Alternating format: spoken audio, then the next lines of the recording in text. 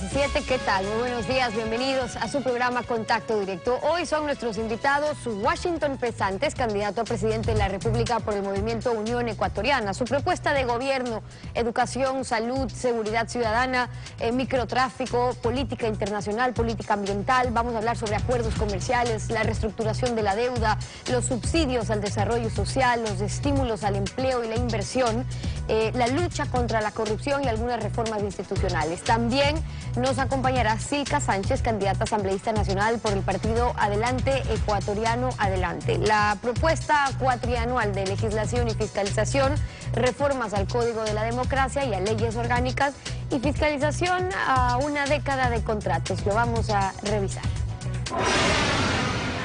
Bueno, el secretario jurídico de la presidencia, Alexis Mera, a su regreso del Brasil, anunció que solo al fiscal Garo Chiriboga la justicia brasileña entregará información. Veamos. Estas 77 personas han hecho declaraciones con lujo de detalles sobre cuáles son los casos en los cuales y a las personas a las cuales han corrompido. Estos 77 casos son reservados según la justicia brasileña. Nosotros tenemos que aceptar lo que la justicia brasileña disponga, ¿no? Son reservados a menos que se pida la cooperación, que ya lo hemos hecho. Pero en este momento no se puede ir a una oficina judicial en el Brasil a pedir información sobre dónde está el cheque para fulano o para sultano. No existe esa posibilidad. No hay nombres todavía. No podemos entrar en esta ola de especulación, ola de rumores, de chismes, de intrigas, y tenemos que pedir la información idónea. Yo le he pedido formalmente por escrito aquí. Creo que el fiscal lo debe insistir. ¿Qué tal, Alfredo? Buenos días, ¿cómo te va? Buenos días, Steffi. Buenos días a todos.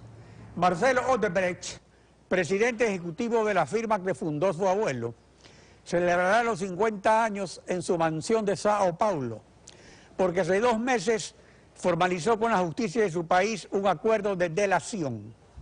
De inmediato, la pena de 19 años de prisión fue rebajada a 10 años de arresto domiciliario. Y en diciembre de este año saldrá de la cárcel, siguiendo el consejo de su padre Emilio, que fue quien, cuando arrestaron a su hijito, dijo que al lado de la celda de Marcelo tendrán que poner una para Lula y otra para Dilma. El pasado viernes 27 de enero, Marcelo Odebrecht ratificó todas sus delaciones ante el juez competente, lo que también han hecho 77 ejecutivos de la constructora Odebrecht en los 13 países donde aspergearon sobornos a funcionarios públicos. La situación para el gobierno ecuatoriano es realmente incómoda, porque Marcelo Odebrecht fue presidente ejecutivo de la firma, sucediendo a su padre Emilio, desde 2008 hasta 2015. Por consiguiente, la delación de su presidencia ejecutiva coincide con el año en que Odebrecht fue expulsada del Ecuador, con el acuerdo de rehabilitación en 2010 como contratista con el Estado ecuatoriano y con los contratos logrados en el Ecuador de 2011 a 2015 por 3.267 millones de dólares frente a 1.452 millones en 20 años de partidocracia. Esta es la coincidencia, ninguna dedicatoria. Así como las revelaciones de los papeles de Panamá que han conmocionado a 90 países, descubrieron Agapaya. Pues la oposición permanece en vacaciones desde el caso Dusa Kofiek, el único de peculado bancario desde el trágico feriado. Han pasado 40 días desde que se conoció el acta de Odebrecht con el Departamento de Justicia de Estados Unidos, y la Fiscalía ecuatoriana aún no tiene la información. Tampoco se ha citado a representantes de Odebrecht en Ecuador para que proporcionen información, y se ha allanado sus oficinas buscando información comprometedora. A estas alturas del partido, a 20 días de las elecciones, da lo mismo que no se sepa ningún nombre. ¿Quién sabe si sea peor? Pues está claro que los nombres son de funcionarios de la Revolución Ciudadana y que habrá segunda vuelta. La actualidad, los protagonistas, el análisis y la información en Contacto Directo.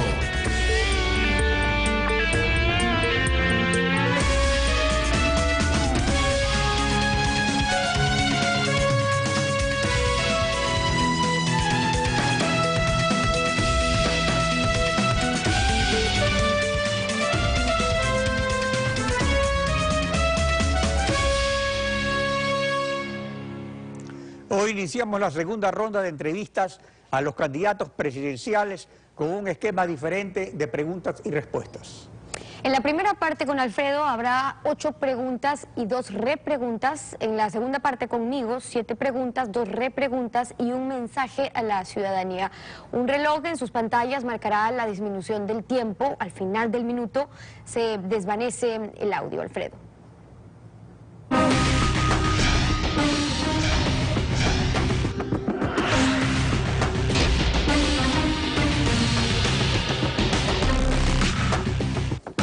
Washington Pesantes, candidato presidencial por Unión Ecuatoriana. Buenos días, bienvenido a Contacto Directo. Muy buen día, doctor Pinargote. Saludos a los televidentes, a la orden siempre. Para administrar el Estado como presidente de la República, ¿cuáles son sus conocimientos, experiencia y destrezas y en qué áreas específicas?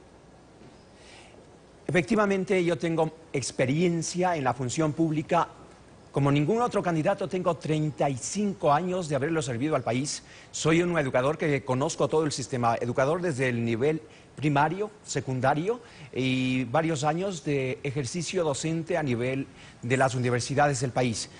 También me conocen los ecuatorianos en el ámbito, y quizá esto es el que más es conocido, en el ámbito de la justicia. Fui juez, fiscal, hice una carrera de 12 años, comencé en el 99, de manera que este es mi bagaje de experiencia, conocimientos. Creo que tengo 12, 13 años de estudios universitarios. Esta puede ser entonces mi experticia, además de que conozco la realidad nacional, lo he estudiado desde siempre y estoy en capacidad de aportar para que el país pueda salir adelante en la más aguda crisis social, económica, política que estamos viviendo en la actualidad.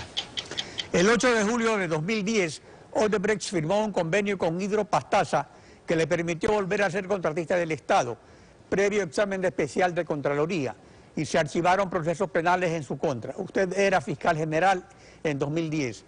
¿Fiscalía archivó esos procesos penales en base a qué motivaciones jurídicas? Mire, en el 2008 la Fiscalía de Baños, por disposición de la Fiscalía General, inicia un proceso para examinar si existe delito en el caso de San Francisco. Ese proceso avanza, se piden medidas cautelares. La Fiscalía General no interviene porque nadie gozaba de fuero.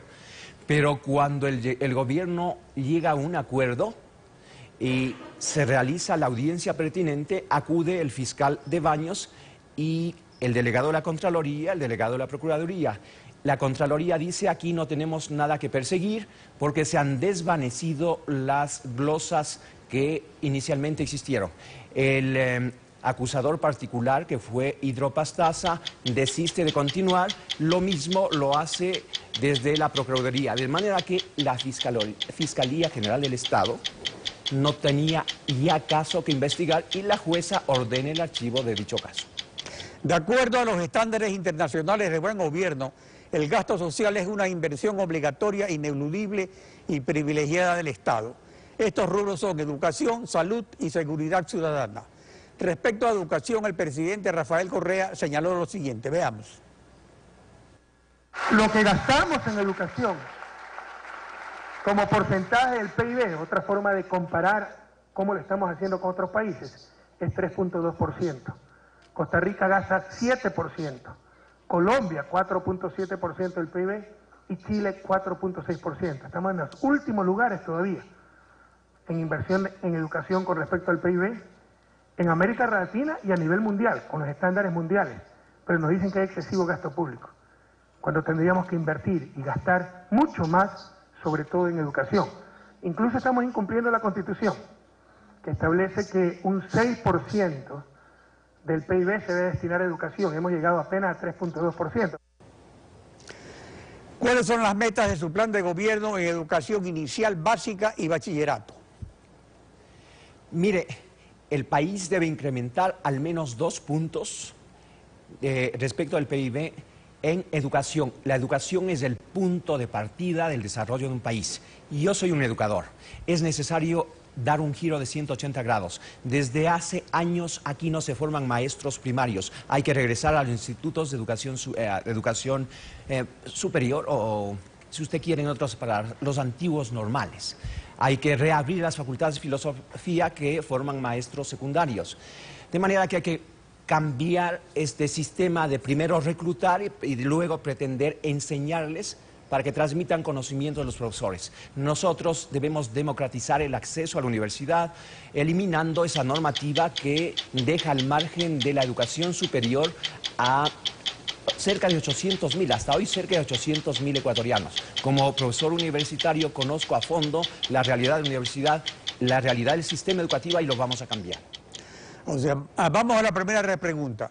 En el aspecto cualitativo de la educación, la administración Correa destaca haber eliminado universidades de garaje que vendían títulos sin impartir conocimientos. ¿Qué cambiaría en la actual ley de educación superior? En la LOES es fundamental respetar la autonomía universitaria con responsabilidad. Este gobierno, si bien eliminó ciertas universidades, también eliminó cientos y, por qué no decirlo, miles de escuelas en el sector rural. Ha creado 63 escuelas del milenio y ha multiplicado por 10 o por 100 el número de escuelas cerradas. Está matando la vida en la comunidad. Esos compatriotas van a tener un analfabetismo regresivo, de manera que hay que reabrir nuestras escuelas. ¿Qué cambiaría? En la Ley Orgánica de Educación Superior se crean instituciones importantes, hay aspectos declarativos importantes que hay que retomarlos, pero fundamentalmente tendría que cambiarse aquella atribución que le da al CNESID la posibilidad de hacer una educación selectiva, de dejar al margen de la educación a millones de ecuatorianos. Eso lo cambiaría fundamentalmente. Por lo demás, creo que hay cosas rescatables. En salud tampoco se ha cumplido con el porcentaje mínimo del PIB, 4%.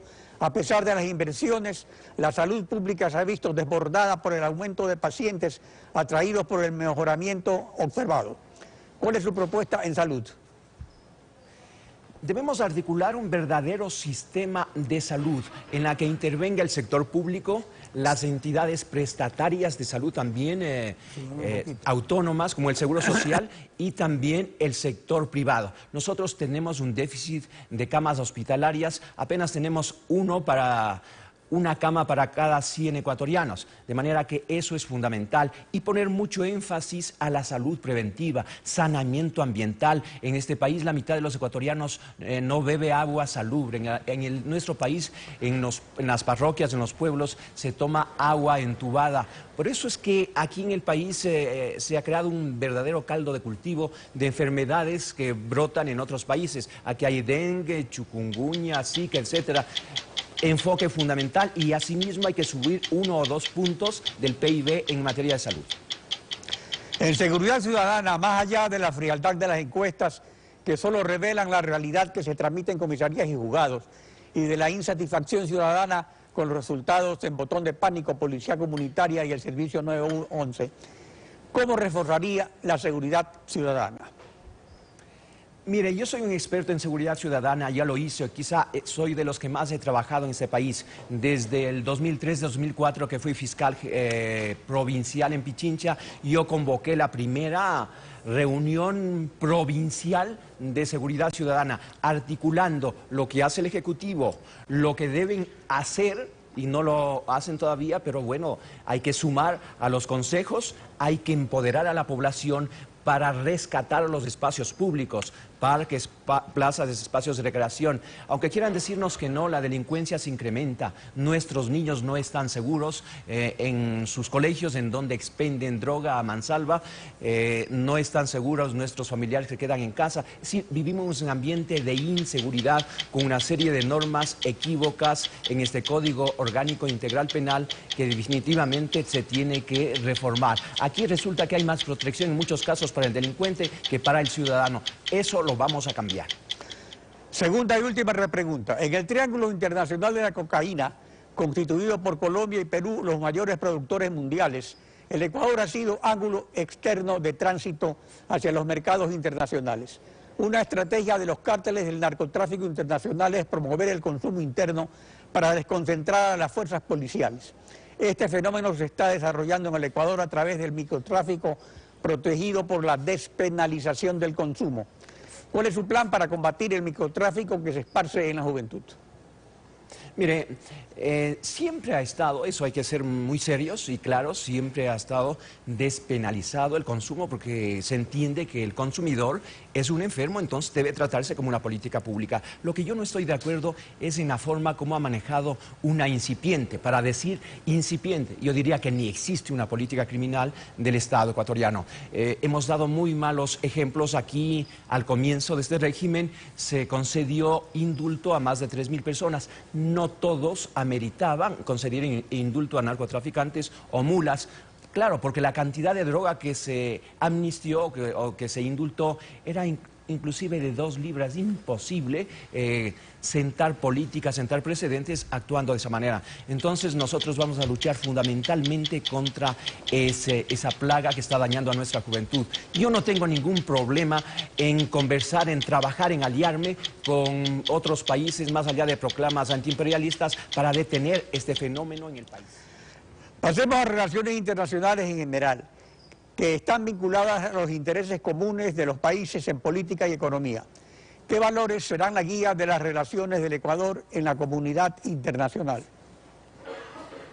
Pragmatismo es lo que necesitamos nosotros en nuestra política internacional. Al frente de la cartera de Relaciones Exteriores, evidentemente, debe estar una persona especializada, un diplomático de carrera. Nosotros nos guiamos por el principio de libre determinación, respeto a nuestra soberanía, pero sobre todo buenas relaciones con quienes históricamente lo hemos tenido, con nuestros socios comerciales. Estados Unidos nos compra aproximadamente el 40% de nuestra producción. Hay que adentrarse en alianzas como aquella del Pacífico. Son 217 millones de consumidores, ¿no es cierto? Está Perú, Colombia, está México, de manera que trataremos de mantener esta buena relación, incentivarlo, hay que acrecentar esta relación y mirar hacia otros mercados. Tratados comerciales con Estados Unidos, con Canadá, Japón y los grandes bloques comerciales. Saludo lo que está sucediendo y ya nos estamos beneficiando desde estos días con el acuerdo comercial con la Unión Europea. La agenda internacional privilegia los temas ambientales y la Constitución de Montecristi le otorgó derechos a la Pachamama, la madre naturaleza, pero han quedado en letra muerta ante el afán de disponer de más dinero para el Estado. El Ecuador es un jardín de la biosfera, pero la gran minería en fuentes de agua no solo desplaza a indígenas en la selva, sino que envenenará a millones de seres humanos y a miles de hectáreas de cultivos en las provincias de la costa. ¿Cuál será su política de Estado frente a la minería de cielo abierto? ¿Hacerla, prohibirla o en dónde hacerla? Nosotros somos un movimiento que rescata valores fundamentales como la naturaleza.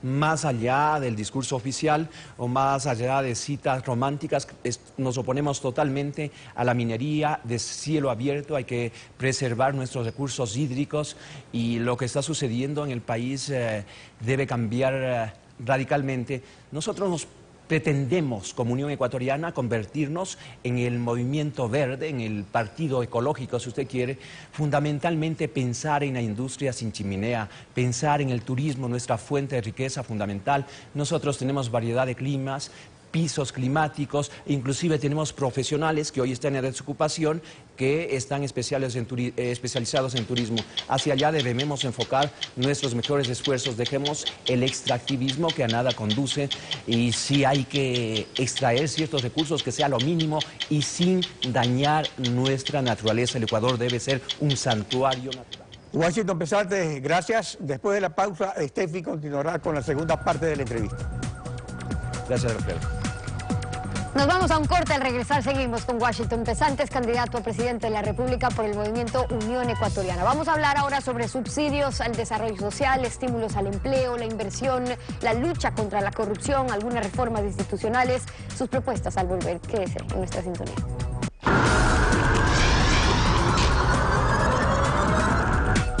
7:24, continuamos con la entrevista a Washington Pesantes, candidato presidencial por Unión Ecuatoriana. Bienvenido nuevamente.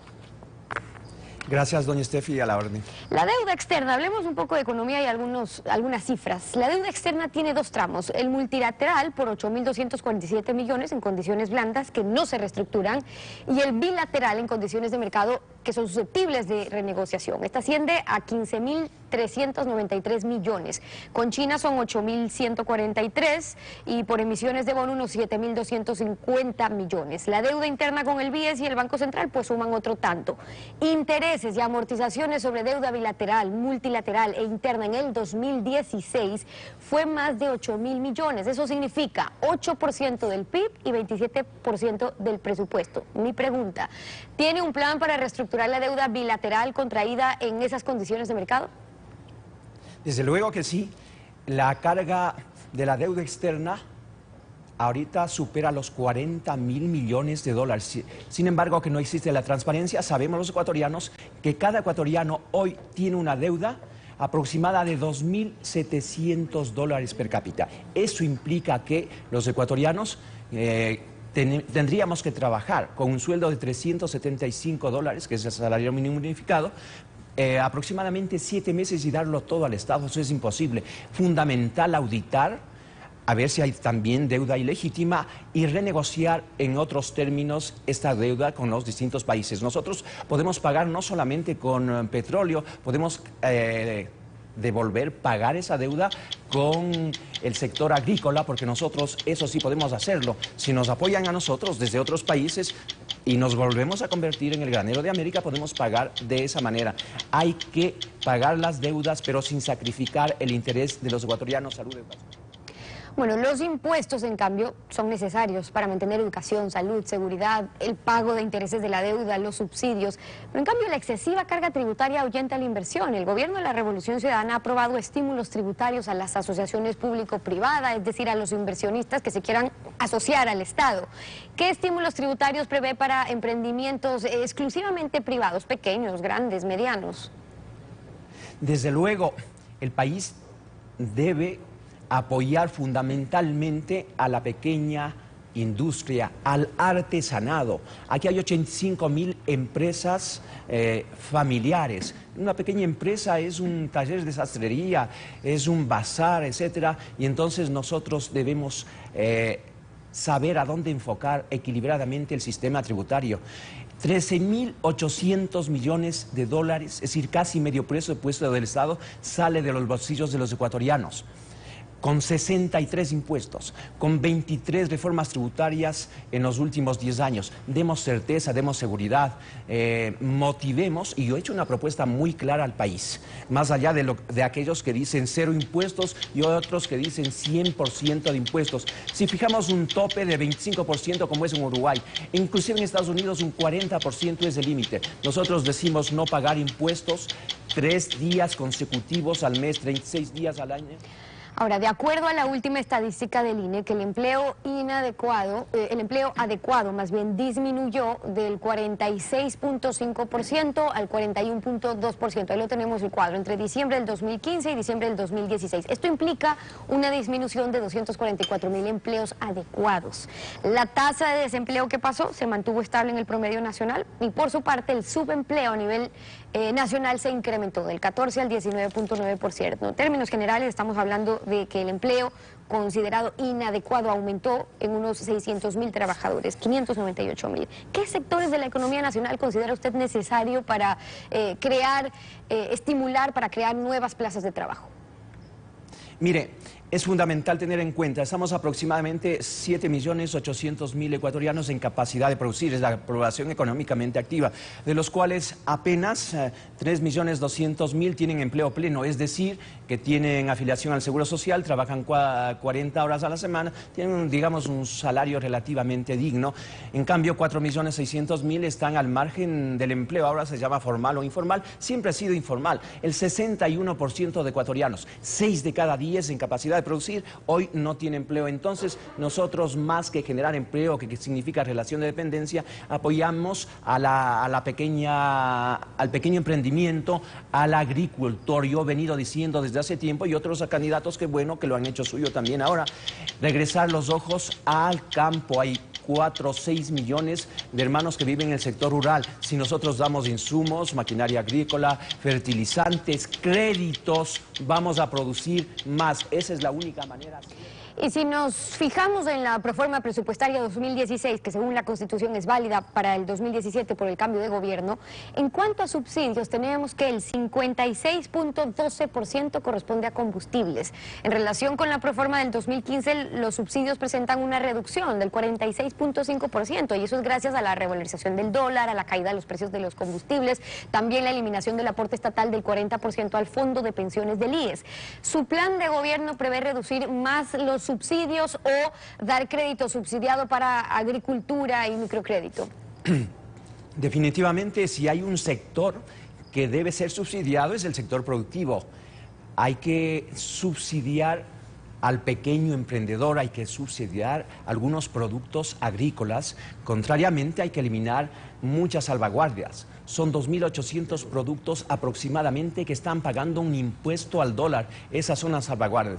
Nosotros creemos que debemos ocuparnos de otros aspectos que son intocados todavía. ¿Cómo es posible que ecuatorianos jubilados tengan un ingreso de $90 mensuales? Finalmente, eso es atentatorio contra derechos humanos fundamentales. Incrementos anuales de $4 a $7 para nuestros jubilados. De manera que hay que mantener cierta clase de subsidios, particularmente en lo que tiene que ver con la seguridad social, y como es lógico, apoyar a nuestros agricultores.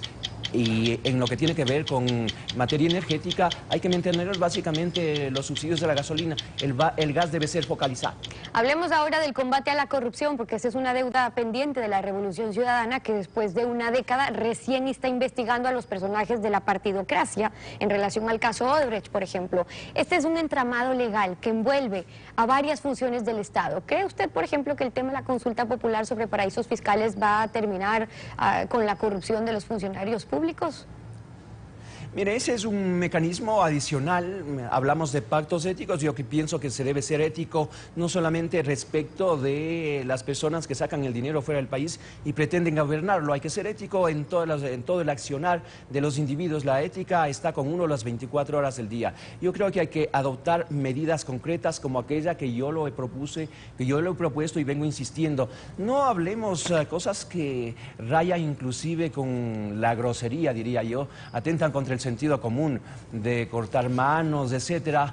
Nosotros somos signatarios de convenios internacionales que están en contra de los tratos inhumanos, degradantes. Yo he propuesto esto al país hace 8 años y hoy está recomendado por las Naciones Unidas. Es la ley modelo de extinción de dominio. Eso significa que el Estado en estos casos de corrupción, y narcotráfico, pueda tomar posición, pueda hacer lo suyo, recuperar los bienes mal habidos producto de estos actos. Ahora, para lograr todos estos cambios se necesita poder hacerlos, y todos los candidatos, menos usted, plantean una consulta popular para reformar directamente la Constitución o para autorizar a que lo haga la Asamblea Nacional.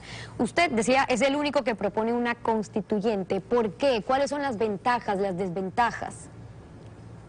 Mire, todos los candidatos, como usted bien anota en la premisa, todos los candidatos ofrecieron una asamblea constituyente. Parece que algunos ya se desmarcaron y nosotros sí lo mantenemos, porque es la única forma de desarticular toda una ingeniería jurídica, constitucional y legal tendiente a controlar y a disminuir derechos, ¿no es cierto?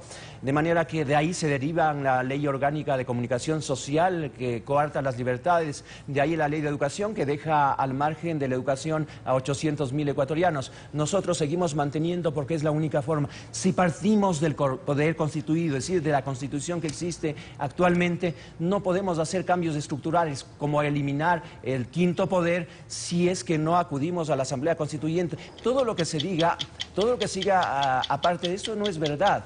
Hay que partir de lo que dice nuestra Constitución y hay que hacer una nueva Constitución, además porque yo me opongo fundamentalmente a la reelección, toda forma de reelección indefinida o después de un periodo.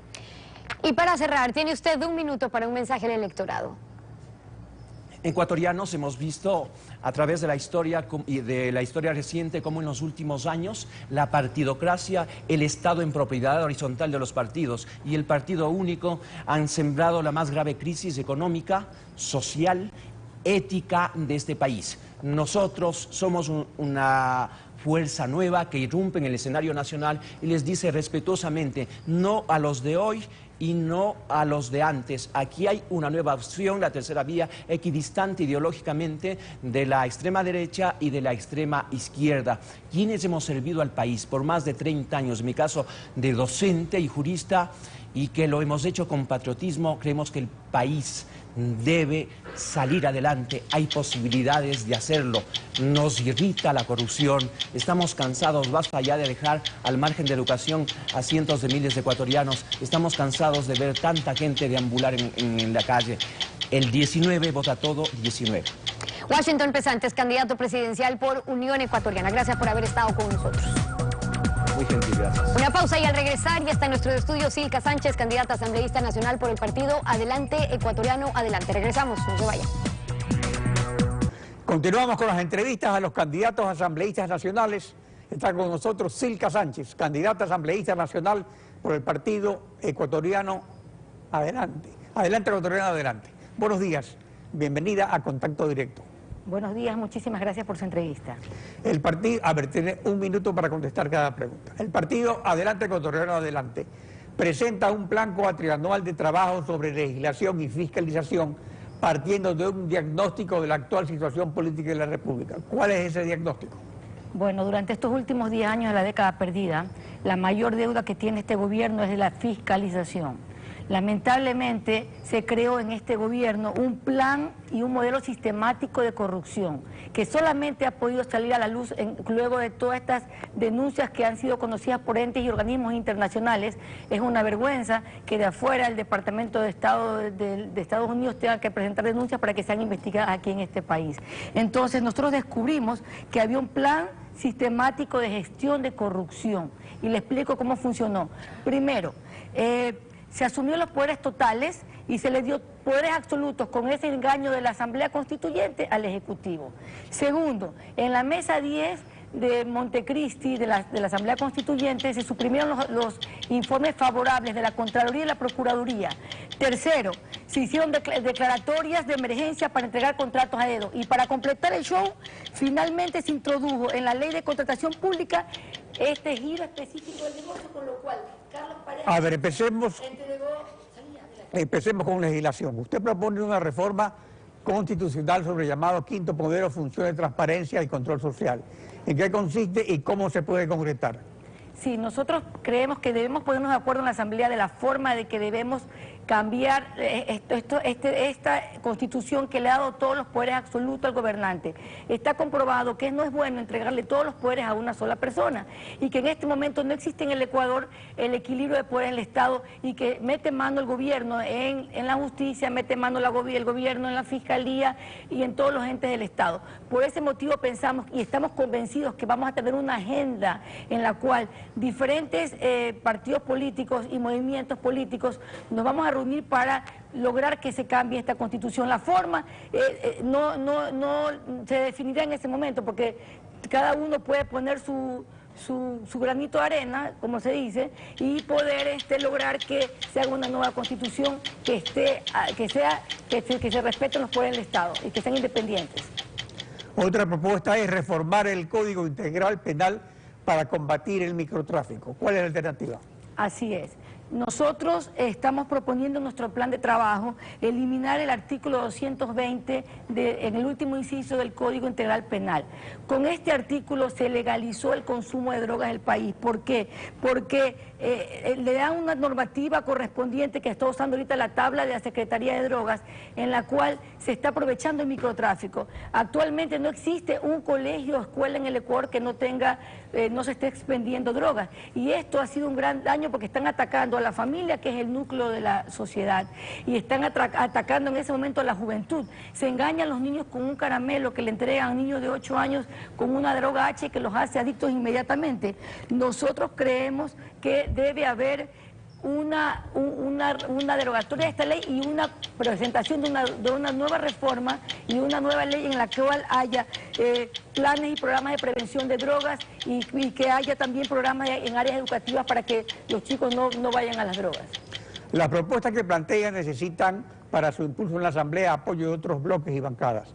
¿Cómo proyectan sumar otros apoyos en base a un gran bloque anticorreísta sin tener candidato presidencial? Bueno, nosotros creemos que esta asamblea va a ser una asamblea que va a sorprender a todos los ecuatorianos porque va a ser una asamblea de varios partidos políticos.